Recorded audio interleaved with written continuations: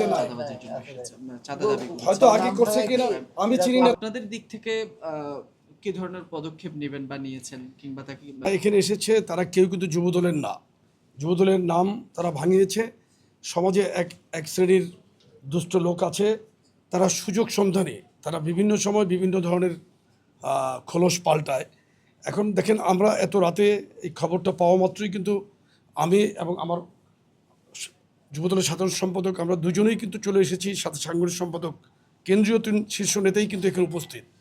কারণ কি, আমরা মানবিক কারণে এবং উনি একজন মানবিক ডাক্তার, মানবিক কারণে এবং আমাদের দায়িত্বের জায়গা থেকে ওনাকে আমরা এটা বলেছি যে আমাদের দলীয় কোনো যুবদলের কেউ এখানে আসে নাই, আসবে না ইনশাল্লাহ। দায়িত্ব আমরা নিলাম, যুবদলের পক্ষ থেকে এখানে কোনো ধরনের কোনো সমস্যা তৈরি করবো না কেউ ইনশাল্লাহ। আরেকটা কথা হলো যে এই ক্ষেত্রে আমরা আইন প্রয়োগকারী সংস্থার ঊর্ধ্বতন কর্তৃপক্ষের সাথে কথা বলেছি, তারাও ইতিমধ্যে মাঠে নেমেছে। আমরা আশা করি দ্রুততম সময়ের মধ্যে দোষী ব্যক্তি গ্রেফতার হবে, আইনের আওতায় আসবে ইনশাল্লাহ।